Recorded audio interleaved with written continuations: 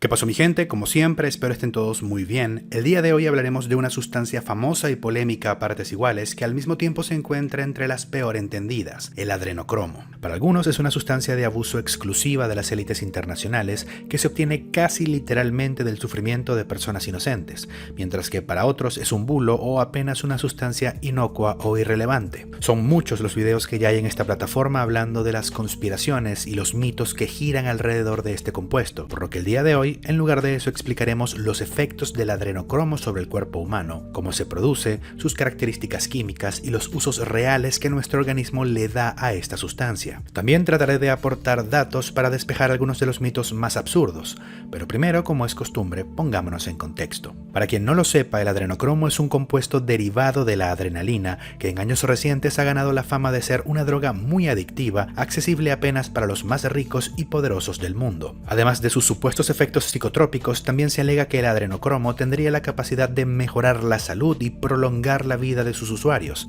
aunque eso sí, con un costo económico y moral bastante alto. Hay que recordar que la adrenalina, la sustancia a partir de la cual se obtiene el adrenocromo, es producida naturalmente en nuestros cuerpos ante situaciones de miedo y peligro, por lo que según los mitos que circulan, la única forma de obtener adrenocromo sería a través del asesinato y exsanguinación de personas que estuviesen experimentando situaciones de auténtico estrés y horror. La sangre de estas víctimas, cargada de adrenalina, también tendría una fracción de adrenocromo que podría aislarse para su uso, y este aspecto más sombrío del tema es lo que habría dado pie a que se asocie el adrenocromo con otras actividades ilícitas que involucran, entre otras cosas, el tráfico de crías de Homo sapiens entre los más altos círculos de nuestra sociedad. A pesar de lo feo que pueda sonar todo esto, es impresionante la poca información técnica que se puede conseguir sobre esta sustancia, por lo que si queremos entender cómo funciona y para qué sirve el adrenocromo, lo primero que hay que entender es cómo funciona y para qué sirve no solo la adrenalina, sino también su hermana menos conocida, la noradrenalina. Desde un punto de vista químico, la adrenalina y la noradrenalina son catecolaminas, es decir, son sustancias que poseen en su estructura molecular el anillo catecol que pueden ver en pantalla, junto con un grupo amino, de allí lo de catecolaminas, y están por tanto en el mismo grupo que la dopamina, un neurotransmisor famoso por su relación con el placer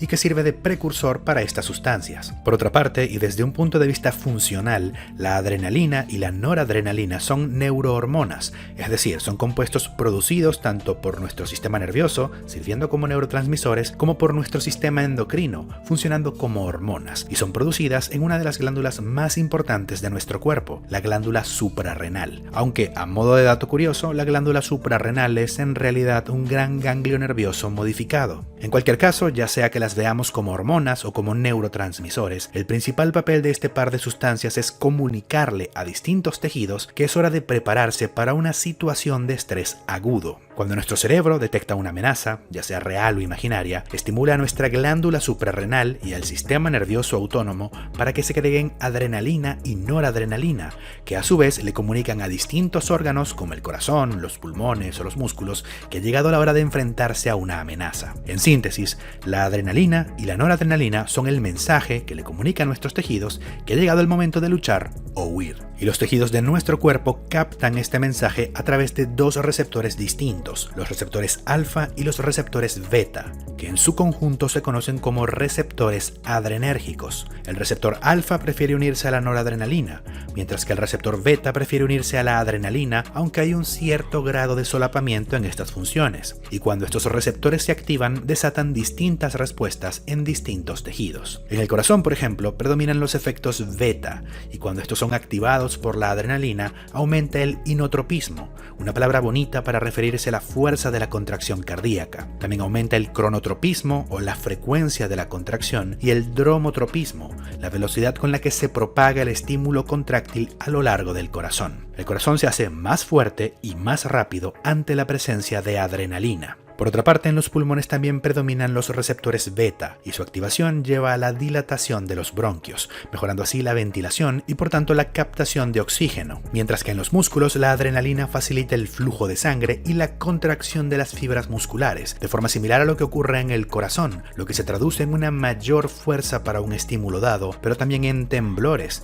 de allí lo de temblar de miedo. Al mismo tiempo, en el tejido adiposo, la activación de los receptores beta lleva a la liberación de ácidos grasos al torrente sanguíneo, mientras que en el hígado se promueve la liberación de las reservas de glucosa, así como de la producción de glucosa nueva. El resultado neto es un flujo de sangre aumentado gracias a los efectos de la adrenalina en el corazón, unos pulmones mejor ventilados y un aumento en la cantidad de nutrientes en la sangre, todo con el fin de darle a nuestros músculos y a nuestro cerebro la mejor oportunidad posible para salvarnos frente a una amenaza. Sin embargo, las cosas van mucho más allá de esto. Mientras ocurren todos estos cambios, la noradrenalina también surte sus efectos en los receptores alfa, lo que nos ayuda en cierta medida a enfrentar una amenaza. La noradrenalina contrae los vasos sanguíneos de la piel y el sistema digestivo, lo que mueve la sangre desde estos órganos menos útiles frente a una amenaza hacia los músculos, el corazón y otros órganos vitales, aunque este mismo efecto también provoca palidez. En caso de una herida, esta contracción de los vasos sanguíneos ayuda a limitar la hemorragia, y esto se suma a que el receptor alfa y por tanto la noradrenalina también activa a las plaquetas,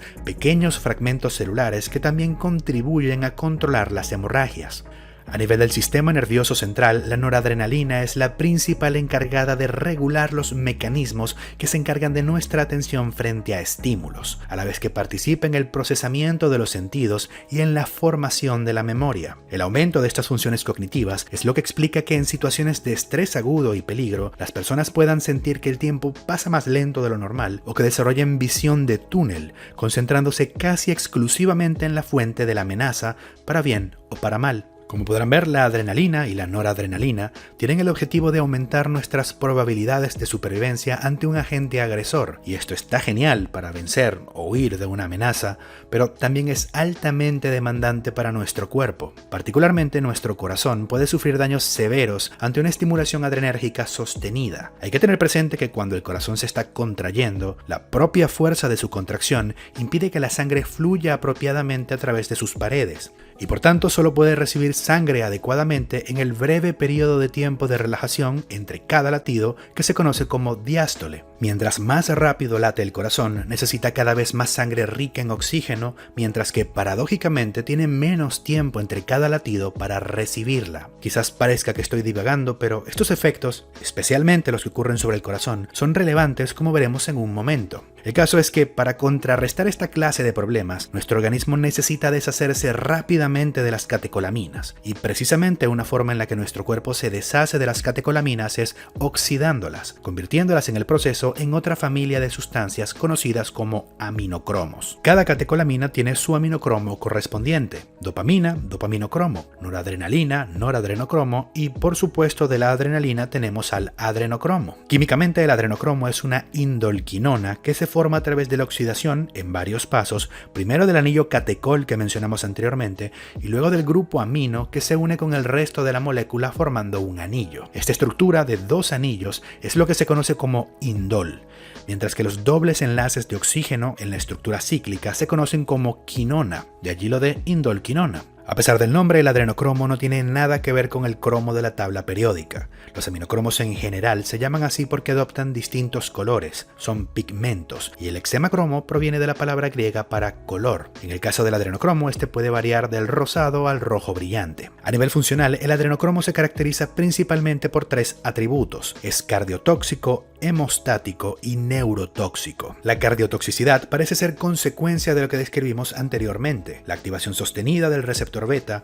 en este caso por los efectos del adrenocromo imitando a la adrenalina, supone un estrés fisiológico importante para el corazón, lo que lleva a la isquemia o falta de flujo sanguíneo y a la necrosis, muerte del tejido. Vamos, un infarto, aunque también pueden aparecer arritmias fulminantes. El adrenocromo también es hemostático, es decir, es una sustancia capaz de detener hemorragias, y esto parece deberse a la estimulación de los receptores alfa de las plaquetas, en este caso imitando a la noradrenalina. Eso sí, hemostático y procoagulante no son necesariamente sinónimos. El adrenocromo no induce formación de coágulos, sino la activación de las plaquetas. Y para muestra de esto tenemos al carbazocromo, un fármaco hemostático usado en ciertos trastornos hemorrágicos, que es en realidad adrenocromo unido a un grupo funcional conocido como semicarbazona. Uno podría preguntarse por qué combinar el el adrenocromo con este grupo funcional en lugar de usarlo solo, y es posible que esto se deba a que el adrenocromo es una sustancia muy inestable que se convierte espontáneamente en adrenolutina y en otra sustancia que seguramente habrán escuchado nombrar alguna vez, la melanina, el pigmento que le da color a nuestra piel. Y esto nos lleva al principal uso del adrenocromo en nuestros cuerpos. Es uno de los muchos precursores que usa nuestro organismo a la hora de producir melanina. La eumelanina es un polímero de indolquinonas y otras sustancias, aunque tengan en cuenta que hay más de un tipo de melanina y que los demás aminocromos también pueden ser usados como precursores. Pasando a otra cosa, otro aspecto del que hay que hablar son los supuestos efectos psicodélicos y neurotrópicos que tiene el adrenocromo en la cultura popular.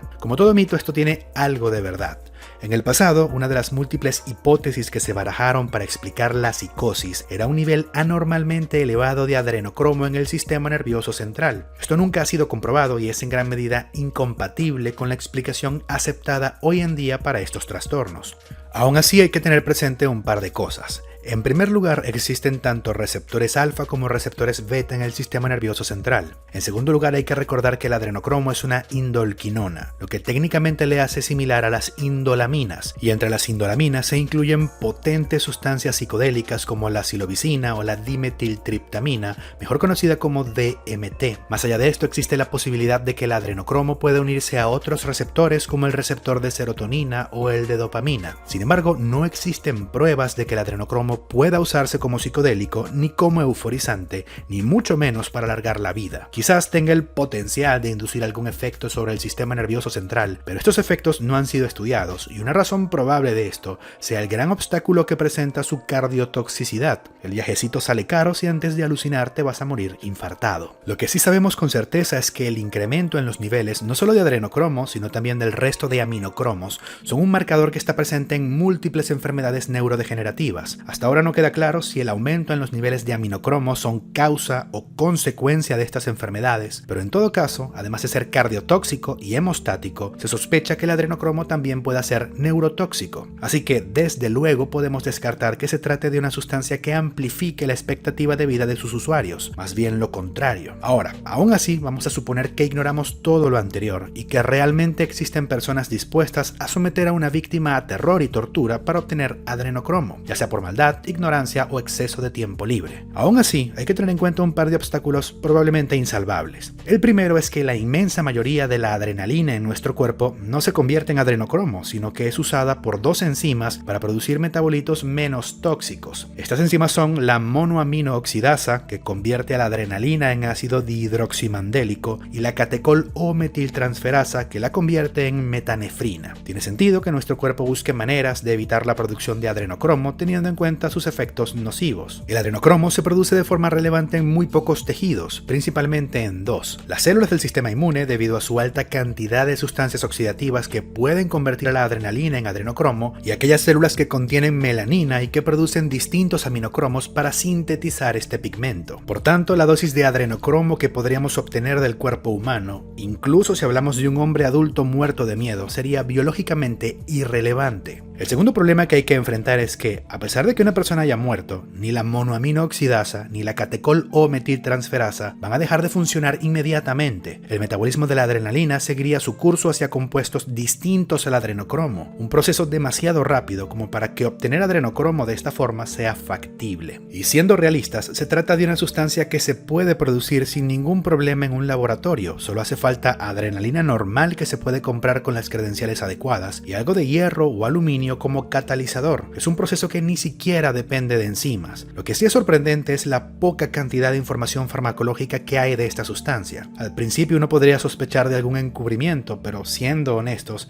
se podría decir lo mismo de la mayoría de los metabolitos de las catecolaminas. Vamos, que tampoco hay mucha información del dopaminocromo, del noradrenocromo, de la adrenolutina y menos aún de los leucoaminocromos, así que no hay que dejarse llevar por los sesgos. Se trata de una familia de compuestos que se degrada rápidamente y potencialmente tóxicos, por lo que es normal que no haya muchos incentivos económicos para investigarlos. Desde el punto de vista de las empresas, es mejor invertir los recursos en algo que se pueda vender. En fin, señores, espero que les haya gustado el video. De ser así, consideren apoyarme en Patreon o en la sección de miembros del canal. Muchas gracias a quienes ya lo hacen. Yo me despido, mi gente, y nos vemos en el siguiente video.